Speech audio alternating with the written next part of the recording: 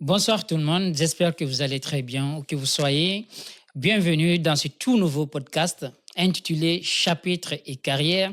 Vous savez, il y a de cela encore 2 ans, je vous produisais des vidéos sur la page tutelle de Coaching Bilo.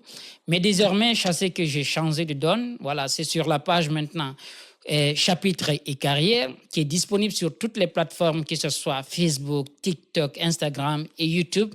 Donc, allez-y vous abonner massivement, partagez, likez.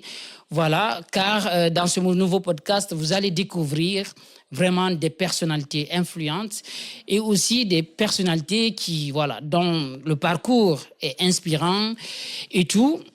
D'ailleurs, en parlant de personnalités inspirantes, mesdames et messieurs, pour la première fois, nous accueillons notre jeune dame, Fatima Zahra Sy, de nationalité sénégalaise. Ouais. Nangadef. Maïfi. C'est juste là que moi je sais parler. Ah ouais, Voilà, je suis très comprends. limité en Wolof. Ouais. Et merci quand même d'avoir accepté mon invitation Avec plaisir. dans ce podcast. Mhm. Et si aujourd'hui on débute tout de suite là, Mhm. est-ce que vous pouvez vous présenter Bien pour nos sûr. téléspectateurs? Donc, tout d'abord, bonsoir. Merci, Monsieur Bilo, de m'avoir invité afin de vous faire un petit peu résumé sur mon livre Au-delà des frontières, construire ma destinée, qui vient de sortir récemment. Tout d'abord, je me présente. Je m'appelle Fatima Zahra Sy. Je suis ingénieure en électricité à MIT Polytech. Et en même temps, je suis romancière. Donc, je suis de nationalité sénégalaise, comme vous venez de le dire. Merci. Je suis vraiment très, très ravi de vous recevoir ici encore de plus. Disons que vous avez quand même un parcours exceptionnel. Ouais. Voilà, glorieux aussi. Mais c'est dans 2 mondes totalement parallèles. Mhm.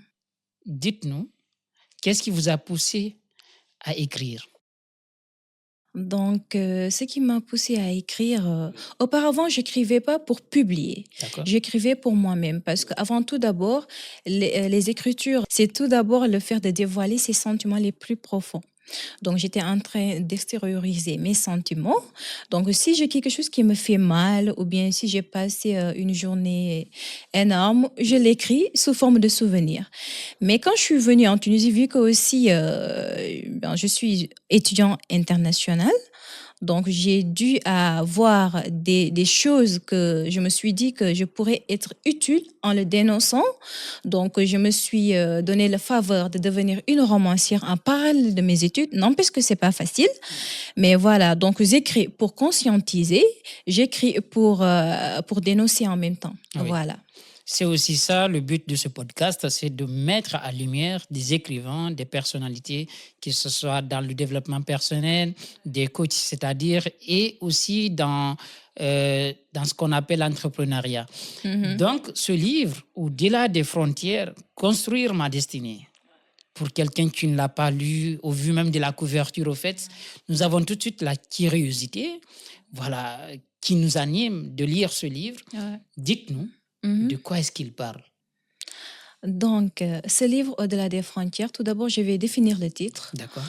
Donc, au-delà des frontières, je parle pas seulement des frontières géographiques. D'accord. Je parle aussi des frontières morales, voire psychologiques. Car des fois, il y a des barrières qu'on se met dans la tête parce que le cerveau, il croit seulement ce qu'on lui fait croire. Donc, je parle des frontières géographiques en même temps psychologiques. Donc, au-delà des frontières, construire ma destinée. Donc, beaucoup de personnes pensent qu'ils peuvent pas réussir leur avenir en restant dans leur pays. D'accord. Donc, car on les a fait comprendre que l'Europe ou bien le d'or, c'est l'Eldorado. Oui. Alors que si tu sors pas, tu connais pas. Mhm. La plupart du temps, les gens comme moi, quand quelqu'un me dit que je veux voyager, je lui conseille d'après mes vécus et d'après ce que je vois. Mais il te croit pas. À chaque fois, les gens disent non, elle est méchante du moins. Oui. Je vais partir moi-même, je vais découvrir. Il faut faire des investigations avant de sortir. Sortir, c'est bien, mais savoir aussi ce qui t'attend, c'est mieux pour Ça ne aussi, pas c'est gâcher son avenir et le Oui. temps aussi. Voilà, merci. Donc, justement, parlant de votre parcours également, disons que vous vivez entre 2 mondes qui sont parallèles, comme je le disais tout à l'heure, qui est la littérature et le domaine industriel Ouais. que vous faites à l'université. Comment se crée le rapport ou bien est-ce qu'on peut trouver un point commun entre ces 2 mondes-là? Exactement, c'est une très pertinente question parce que même si le génie électrique que j'étudie et la littérature semblent s'éloigner, ils ont un point commun. C'est l'aspect créatif. L'ingénierie me pousse à régler des problèmes techniques, alors que la littérature me permet d'analyser et d'exploiter des problèmes sociaux. Oui, Voilà, exactement. C'est ça, en fait, il n'y a pas de grande différence. Parce que pour la littérature, ça règle les enjeux humains, d'accord. alors que l'ingénierie, ça règle les problèmes techniques. Donc, Tout ils à ont un fait. point commun. Voilà, D'accord. donc c'est pas si Je vois difficile que cette cela. créativité, au fait. C'est Exactement. difficile quand même à comprendre parce que pour moi qui est amateur Mhm, voilà, du génie industriel et tant d'autres, donc c'est difficile pour moi de comprendre. Et disons que vous parlez tout à l'heure de savoir ce qui nous attend avant de partir. mhm. Ce roman aussi aborde le sujet de l'immigration clandestine. Ouais. Et comment est-ce que se crée, quelle expérience particulière que vous avez vécue peut-être, Mhm. voilà, qui a un rapport avec cela, parce que pour raconter une histoire, pour raconter un parcours, il faut il faut le vivre, comme on le dit, quelque Ouais. part. Est-ce que vous l'avez vécu quelque part ou bien un de vos proches a pu le vivre? Comment est-ce que se raconte, au fait, l'immigration clandestine dans ce roman? Exactement. Donc moi, j'ai la propre conception des choses. Parce qu'à chaque fois, je me dis que j'ai pas vécu certaines situations, que je peux pas le ressentir ou bien je peux pas l'expliquer. J'ai pas subi l'immigration clandestine, mais j'ai des amis qui l'ont fait. Car un homme ne part pas comme ça sans raison. Il y a comment dirais-je même, un homme peut partir à cause des conflits, un homme peut partir à cause de la pauvreté, un homme peut partir à cause de manque d'occupation, c'est-à-dire le manque de travail. D'accord. Vous voyez? Donc, c'est ça qui m'a incité le plus à l'écrire. C'est pour dénoncer. Donc, si on dénonce, c'est pas seulement mon vécu. Mhm. Peut-être il y a un peu mon vécu, bon, voilà, des Qui touches, figure. oui, qui en figurent, mais pas totalement, en fait. Parce que j'ai constaté, j'ai vu, j'ai vu. Parce que nous sommes en Afrique. Nous Oui. connaissons les réalités. C'est pas la peine de dire qu'en Afrique, il n'y a pas la pauvreté. Nous tous, nous savons l'actualité. Donc, c'est juste que ça, j'ai abordé, je l'ai élargi, j'ai montré les causes et les conséquences de l'immigration. Voilà. Parlant de causes et de conséquences, Mhm. aussi il faut envisager des solutions. Exactement. Donc, qu'est-ce que vous envisagez comme solution pour freiner, même si on ne peut Mhm. pas le stopper, mais pour Mhm. freiner un peu l'immigration, le flux migratoire? Vous savez, l'immigration, il est vaste. Et les causes aussi sont vastes. Parce que moi, je peux dire que c'est profond, donc les solutions doivent être profondes. Premièrement, il y a la pression sociale. D'où ce sont nos proches même qui nous mettent la pression. Tout d'abord, on doit se fier à l'éducation. On doit revoir l'éducation. Car nous, personnellement, nous jeunes, si on est sur une table ronde pour parler, on se dit, ah non, nos parents ne devraient pas nous éduquer comme ça avec la violence. C'était mieux de parler avec nous calmement. Comme ça, on serait plus intelligent que ça. Donc, moi, je me dis qu'on doit reformuler notre éducation de base. C'est pas forcément que ma maman m'a éduquée par la violence. Que moi aussi, je dois éduquer Tout mon à enfant fait, par ça la doit violence. être Ça se fait différent. pas. Oui. Parce que chaque personne, il est spécifique. Chaque personne a sa propre manière qu'on doit l'éduquer. Donc, on doit d'abord donner la confiance et la force à nos enfants. Leur dire que vous êtes intelligent. Vous n'avez pas besoin de partir pour servir aux autres, pour faire ton avenir. Reste dans ton pays. Il y a des dons que chaque personne a, si tu le connais ou bien tu le connais pas. Genre, on n'écrit pas seulement pour publier. Tu peux écrire pour sortir le don qui est en toi. Tout à fait. Poser des projets, regarde comment dirais-je même, leurs possibilités, vous voyez? Voilà, donc l'éducation et aussi l'État aussi. Parce que si tu es pauvre, l'éducation, même si pour que ça réussisse, Ça c'est un devient problème. compliqué. Parce que imagine un parent qui doit nourrir ses enfants. Est-ce qu'il a le temps, tout le temps, de parler avec leurs enfants, de leur distraire? Parce que tout le temps, toi-même, tu es stressé. Est-ce qu'un homme est stressé peut éduquer un enfant? C'est impossible parce que toi-même, tu as besoin d'aide, en fait. Donc, moi, je me dis que la base, c'est l'éducation. L'État aussi doit trouver des solutions. Par exemple, aider les jeunes Parce que nous, l'Afrique, je ne sais pas si vous êtes au courant, mais 60% de la population sont des jeunes. Donc, nous avons un main-d'œuvre excellent. Donc, moi, je me dis que pourquoi pas ne pas utiliser cela au lieu de les envoyer en Europe. La ressource humaine est Voilà. importante là. Et dans ce roman, Mhm. vous passez aussi un message.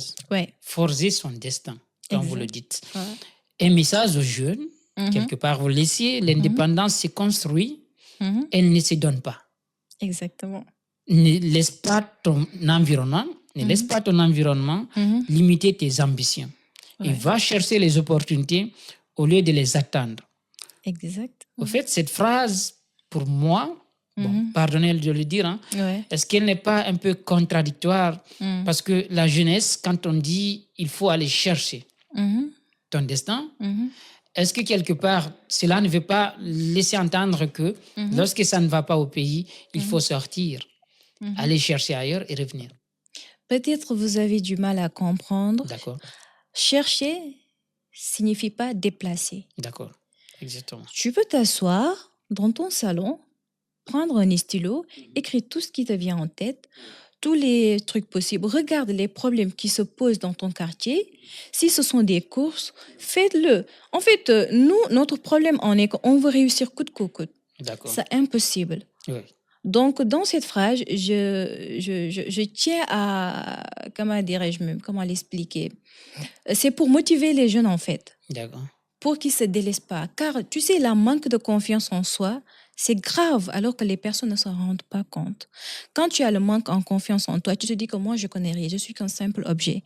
Donc, je vais vers les blancs, ils vont m'utiliser, ils vont donner un salaire maigre que tu pourras même pas réaliser quelque chose. Toute ta vie, tu vas mourir dans l'immigration.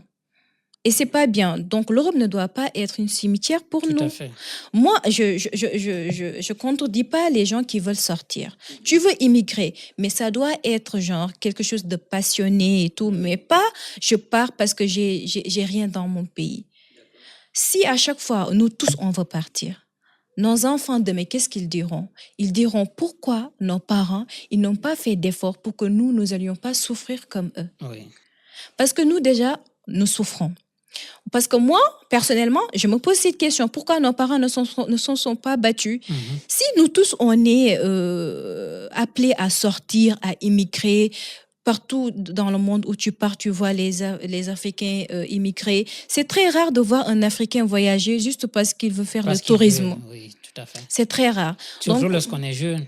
oui, exactement. Alors que nous avons les ressources naturelles. En fait, on doit avoir la confiance en soi. On doit montrer aux autres que nous sommes capables. Parce que, genre, tu sais, l'éducation, c'est pas seulement le parent qui éduque. Moi-même, je peux m'éduquer. Il y a l'auto-éducation. Quand je grandis, je sais ce qui est bien et ce qui est mal. Donc là, c'est plus la peine que mon papa ou bien ma maman m'appelle et me dit non, tu dois laisser ceci ou cela. Donc je m'assois, je dis non, ça c'est pas bien, je le laisse. Ça c'est bien, je le prends. En s'auto-éduquant, on apprend à servir notre peuple. Tout à fait. Vous voyez. Donc moi, c'est dans cet aspect que je parlais, c'est pour motiver les jeunes à ne pas se laisser prise, à ne pas aussi se laisser distraire et aussi à ne pas regarder l'enfant du voisin, il a ceci, je dois l'avoir. Chacun doit avoir la propre définition du bonheur. Parce qu'en Afrique, je ne sais pas, mais ce que j'ai constaté, le bonheur est défini à ce que l'autre a. Ça se fait pas. Il faut avoir confiance en soi, dire que c'est ça que j'ai. Tout le monde n'est pas dédié à devenir riche. Voilà, Dieu nous a créés. Les uns sont à un bas niveau, les autres à un haut niveau. Donc, on doit comprendre cela et créer notre propre bonheur. Le bonheur ne doit pas venir de l'extérieur, mais ça doit être en nous. Tout à fait. Exactement. C'est un parfait quand même discours. Mais, et au fait, lié aussi à ce roman, il en dehors de ce qu'on appelle l'immigration, en dehors du sujet qu'il aborde, l'immigration est un autre, il aborde aussi le sujet de développement personnel quelque part. Ouais, exactement. Et c'est quoi vraiment ta source d'inspiration? Vous savez, moi, j'étais une personne qui dépendait des autres pour être heureuse. Donc, au fur et à mesure, je me suis rendu compte que, d'une part, pas totalement, mais il faut être égoïste. Comment? Il faut penser à sa propre bonheur pour que les autres aussi vous transmettent ce bonheur. D'accord. Je ne sais pas si vous Je comprenez. dirais que c'est égocentrique, mais allez-y, développez pour que je puisse En comprendre. fait, vous savez, le manque de, comme j'ai dit tout à l'heure, ça revient au manque de Mhm. confiance en soi. Oui, Ça attire les ondes négatives. Et si tu attires les ondes négatives, tout le temps tu es malheureux. Et deuxièmement, tout le temps tu dis non. Par exemple, je donne un exemple. Il y a des gens qui se disent non, mon oncle, il est à l'étranger, il ne m'amène pas à travailler, je suis là. Mais lève-toi et bats-toi. oui, Parce que ton oncle aussi, il a des enfants. Il va penser lui-même avant de penser aux autres. La paix, ça vient de moi-même avant de le transmettre. C'est ça que je veux dire. Ça s'appelle pas de l'égoïsme, mais en gros, c'est le travail en soi pour pouvoir bien éradiquer les fléaux de la société. Je sais pas si vous oui. comprenez. Au fait, on Voilà. aurait dû commencer par quelque chose qui est très important. Ouais. Comment débute ton parcours du Sénégal en Tunisie? Comme Est-ce toute que personne, tu peux nous comme raconter? toute personne, je voulais sortir de mon pays. D'accord. Parce que depuis bas âge, même si tu entends nos grands frères parler, ils se disent ah, ce pays-là, Oui, tout à fait. voilà, Très pessimiste. voilà, on doit sortir. Si vous avez l'opportunité, partez. Des fois même, ils incitent les jeunes à ne pas rester dans les écoles. Oui, C'est de retardement. Arrêtez les études, prenez les bateaux si on ne vous donne pas le visa et foutez le camp. Alors que ça ne se dit pas. Mais sois le changement que tu veux. tout à fait. Voilà, donc moi je suis comme ça. Et moi aussi, franchement, quand j'avais eu mon baccalauréat, j'ai travaillé dur pour avoir la bourse d'études en Tunis. Parce que les visas étaient un peu difficiles. Je me suis dit, bon, qu'importe. Le but, c'est de sortir. N'importe lequel pays je m'en fous. Mais d'une part aussi, j'ai regretté.